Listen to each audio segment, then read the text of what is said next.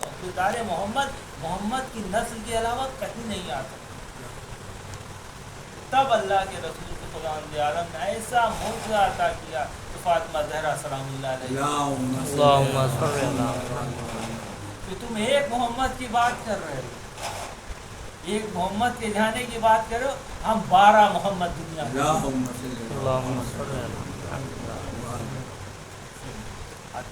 شہزادی تم ایک محمد کے کردار کی بات کرو، ختم ہو گئے کہ ہم 12 ایسے کردار کرتے محمد نے جس کا کوئی صبح قیامت تک ثانی نہیں ہوگا. اور ایسے پاکیزہ دیکھیے دنیا کا کمال ہوتا ہے سچ بولنے کے لیے، یہ بہت بڑے سچے ہیں، لیکن یہاں جو کمال ہے کہ انہوں نے کبھی جھوٹ بولا ہی نہیں.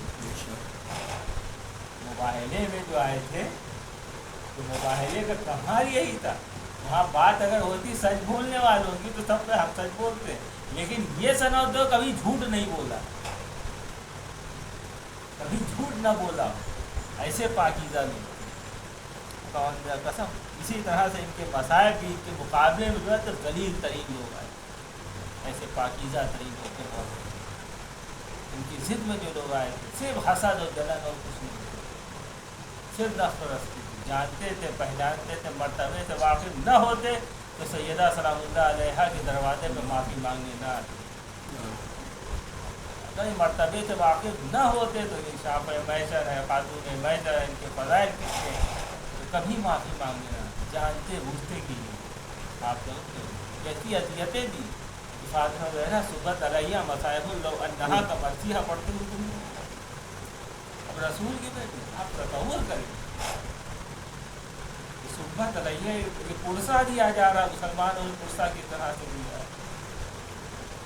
اس کے بعد آپ غور کریں کہ اہل بیت کے یہاں کیسے کیسے محفل مولائے کائنات کو ضرورت لگائی جاتی ہے. ایسی ضرورت لگائی جاتی ہے کہ زہر آلودہ ہوتی ہے. تو اس پر لوگوں نے کہا تھا کہ آل علی یا تو تلوار سے شہید ہوگی یا زہر سے شہید ہوگی، اور ہوا بھی یہی کہ ایک زہر سے شہید ہوتا ہے. کون؟ امام حسن علیہ السلام. پھر امام حسین تلوار سے شہید کیے جاتے ہیں. آپ دیکھیں کیسے مصائب ہیں امام حسین جامع مسلم کو، اور کیسے دھوکے باز لوگ ہیں، کیسے خیانت کار لوگ ہیں. امام حسین کو خط لے کے بلاتے ہیں اور اس کے نتیجے میں جواب کیا دیتے ہیں، کیسی کیسی دغا بازیاں. اور ادھر کردار آپ دیکھ لیے حسین کا نمائندہ جاتا ہے ہانی کے گھر پہ ابن زیاد آتا ہے ملنے کے لیے. یہاں پہ ہانی منصوبہ بناتے ہیں کہ جب میں پانی مانگوں گا تو تم قتل کر دیں گے. آپ تصور کریں. لیکن یہاں مسلم ابن زیاد کو قتل نہیں کرتے ہیں، ابن زیاد کو قتل نہیں کرتے ہیں. ہانی کی ہانی کہتے ہیں آپ نے کیوں ایسا نہیں کیا؟ کہ کیوں؟ کیونکہ یہاں آخرت کا یقین دلانا. سارے فساد کی جڑ تو یہی ہے. جب یزید نے کہا تھا نہ کوئی آخرت ہے، نہ کوئی جبریل ہے، نہ کوئی قرآن ہے، یہ بنی ہاشم نے ایک اسلام نام کی ایک پارٹی بنا لی اقتدار حاصل کرنے کے لیے. کچھ نہیں ہے. آخرت مرنے کے بعد کی زندگی کا یقین دلانا. جنت جمانا ہے. جنت کے سردار تھے امام حسین. دنیا کی سرداری نہیں، دنیا تو ان کے قدموں کے نیچے تھی. وہ مچھر کے پر کے برابر بھی نہیں تھا.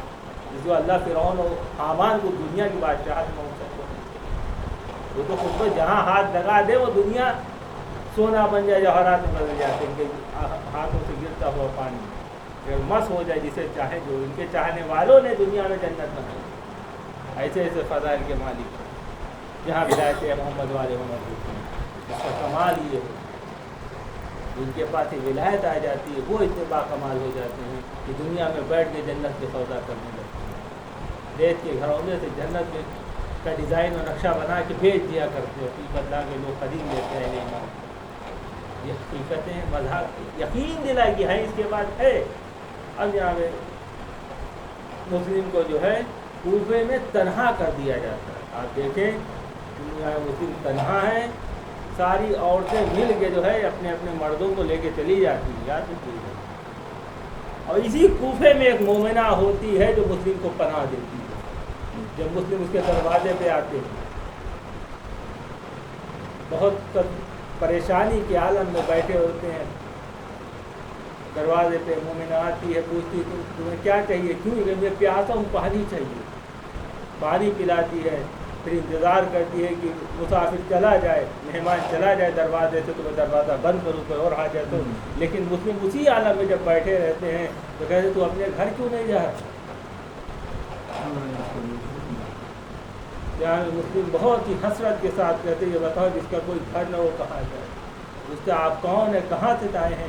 تو معلوم ہوتا ہے کہ آپ بنی ہاشم کے فرد ہیں، حسین نے بھیجا تھا اور مسلم کے عقیل کے بیٹے مسلم یہ سننا تھا تو نے ہاتھوں کو جوڑ لیا، آپ کا بڑی گستاخی کر لی، آپ کو دروازے پہ روکا اس طرح سے، معذرت چاہے تو آئیے میرا گھر آپ کے لیے حاضر ہے، یہاں محفوظ ہیں۔ اللہ اکبر، یہاں مسلم کو لے جاتی ہے، خادم کاری کرتی ہے، پذیرائی کرتی ہے۔ اب یہیں پہ ایک ابن غیاث کا نمکھار موجود ہوتا ہے، جب آتا ہے اسے بھنک لگ جاتی ہے۔ آپ غور کریں کہ کیسے حالات ہیں۔ توبہ کو جب وہ شخص یقین دلا دیتا ہے کہ ہم مسلم کا میں بارے میں کوئی خبر تم بتاؤ یہ کون ہے، یہ خبر نہیں دوں گا، اس سے عہد لے لیتی تب بتاتی کہ مسلم ہمارے گھر میں پناہ کرنے کی۔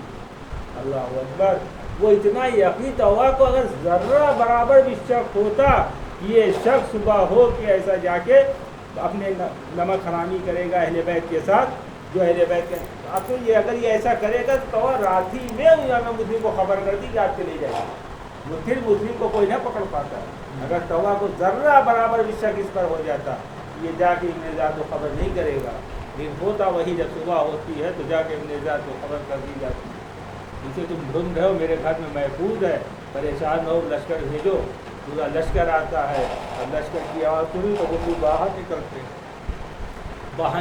زبردست جنگ کرتے ہیں، جنگ کرتے جاتے ہیں، لشکر کو شکست دے رہے ہیں، پھر لشکر منایا جاتا ہے، پھر لشکر منایا جاتا ہے، ابن زیاد جیسا شخص تاریخ سے جھلا جاتا ہے، کہتا ہے ایک آدمی کے لیے کتنا لشکر چاہیے تھا، اللہ اکبر۔ لیکن اب وہی ہوتا ہے، دھوکے بازی ہوتی، ہیرا سازی ہوتی ہے، ایک گڑھا کھودا گیا ہے اس کو خط و خاشاک سے دور کیا جاتا ہے اور مسلم کو ادھر دھوکے سے لایا جاتا ہے جنگ کرتے کرتے، جہاں مسلم جو اس میں گرتے ہیں چاروں طرف سے حملے ہونے لگتے، لوگ آگ پھینک رہے تھے، پتھر پھینک، اسی عالم میں آپ کی افطاری ہوتی ہے، آپ کو دارالعلوم لایا جاتا ہے، اب دارالعلوم میں آ کے ایک شخص کہتا ہے کہ مسلم تم نے امیر کو سلام نہیں کیا، تو یہاں مسلم کہتا ہے میرا امیر تو حسین ابن علی ہے، اللہ اکبر۔ اب جناب مسلم وصیت کرتے ہیں، کیا وصیت کرتے ہیں کہ میری دو وصیتیں ہیں، پہلی کہ میرے میں کوفے میں کچھ قرضہ ہو گیا، میری تلوار کو بیچ کر میرا قرضہ ادا کر دیا جائے، اور میرے آقا کو خبر کر دی جائے کہ میں نے جو کوفے کے حالات بدل چکے ہیں اب یہاں تشریف نہ لائے، اللہ اکبر۔ مسلم کو دارالعلوم پہ لے جایا جاتا ہے، سر و سر پہ جدائی ہوتی ہے، اب کس طرح سے جدائی ہوتی ہے، اللہ اکبر، مسلم کے پیروں میں رسی، لاش میں رسی باندھ کر کوفے کی گلیوں میں گھمایا جاتا ہے، ادھر امام حسین ایک منزل کا قیام کر رہے ہوتے ہیں، کوفے کی ادھر سے گھر میں مزار ہوتی ہے، کہتے ان کو روکا جائے، ہمارے بھائی مسلم کی خبر معلوم ہے، اب وہ سوار آتے ہیں، یعنی حالات ایسے تھے، ایسے دردناک منظر دیکھ کے آئے تھے، تو کہتے ہیں آقا تنہائی میں کہیے تو عرض کروں، یعنی مسلم کے مسائل نے انہیں بھی تڑپا دیا تھا، تو آقا اگر تنہائی میں عرض کروں کہ نہیں سب کے سامنے کو، جیسے یہ کہا وہ آقا اتنا سمجھ لیے جب کوفے سے چلے تھے تو مسلم کی پیروں میں لاش کے پیروں میں رسیاں باندھ کر کچا کچا پھرایا جا رہا تھا، اللہ اکبر۔ اب جناب امام حسین عجیب کو اختیار کرتے ہیں، مسلم کی بیٹی رسویہ کو بلاتے ہیں اور پیار کرنا شروع کرتے ہیں، گوشوارے مارتے ہیں، پہنائے جاتے ہیں، اللہ اکبر۔ یہ گوشوارے پہنائے جانا تھا کہ بچی تڑپ کے سوال کرتی چچا میرے بابا کے خیر ہے، کیونکہ یہ سلوک تو یتیموں کے ساتھ ہوتا ہے، اللہ اکبر۔ جو اہل بیت اتنے کریم تھے، لیکن یہی حسین کی بیٹی سکینہ جب یتیم ہوتی ہے تو اس کے بعد کیا ہوتا ہے، ادودر رانہ خیموں میں داخل ہو جاتے ہیں، گوشوارے چھینے جاتے ہیں، بچی کو اتنی اذیت ہوتی ہے کہ بچی تڑپ کے میدان کی طرف بھاگتی ہے، بابا بابا کرتے کرتے، ہاں ایک مقتل میں جاتی ہے تو کوئی بچی کا مطالعہ نہیں، بس ایک سر کٹی گردن سے آواز آتی ہے بنیا بنیا الیہ، آ رہی بچی میرے سکینہ کو، اللہ قوم الظالمین وجعلهم الذين ظلموا أيام قلب منقلبين۔ ذات بلائی ہے ایک بار سورہ حمد، ایک بار سورہ توحید، دوسرا اپنا اثر خانے کی خدمت کی ہے